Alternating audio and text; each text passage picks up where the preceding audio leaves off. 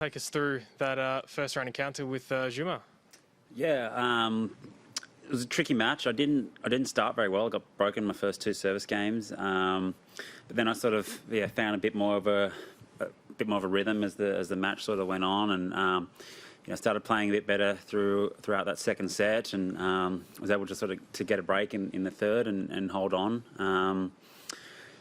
Happy to be through. Probably not my best match, but happy to be through. Questions in the room, thanks. You've had some brutally difficult first round encounters here in the past. Did this feel like an opportunity, perhaps, when you saw the draw? It did. Demir, though, has been a good player. He's been top 30, won a few ATP titles. So, I knew he can play some good tennis, but he's probably not playing his best right now. It was an opportunity. I felt I was playing pretty well last week, practiced pretty well in the off-season. I was confident going in, but you never know what can happen on the day. Just happy to get through. You talk a bit about your struggles with injury over the past few years, where you've been. Did you ever think of maybe it was time to think about what to do afterwards, or were you always pretty confident you'd get going?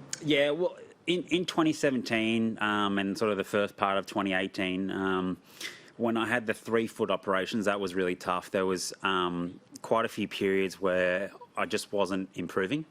And the surgeons that I'd spoken to weren't 100% sure that the different procedures we tried were going to work. So there was a fair bit of uncertainty there, and just going through such a long stage where I couldn't run, I couldn't jump, I couldn't hop, and just trying to build up strength and getting to good levels of strength, but still not be able to do those functions was tough. But once I sort of overcome that first sort of step and could slowly jump pain free, I sort of gradually improved, and so I wouldn't say I ever thought I never thought about giving up, but there were some times where it was looking pretty grim. Yeah.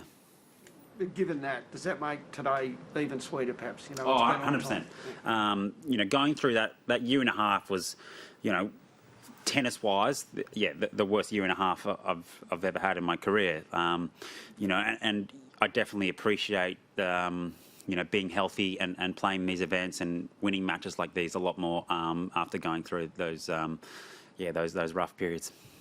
Jed, thanks. James, your first Grand Slam victory since 2016. Do you feel like a massive weight's been lifted off your shoulders? I haven't really thought about it. I didn't realise that I hadn't won one for a while.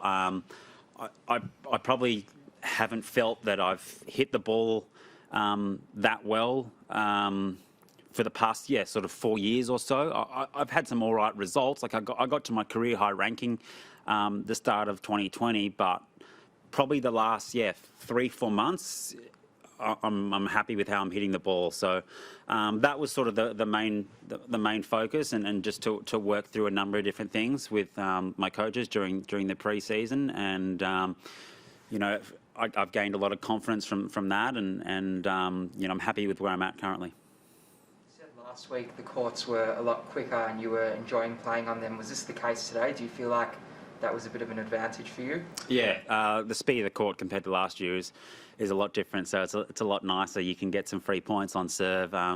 It's a bit more helpful for players playing that aggressive style. Wasn't as warm today. It's going to be sort of 30 degrees on Wednesday, so I'm looking forward to that. It'll be even quicker. Definitely enjoying the quicker court speed. Any more? Thanks, Lee.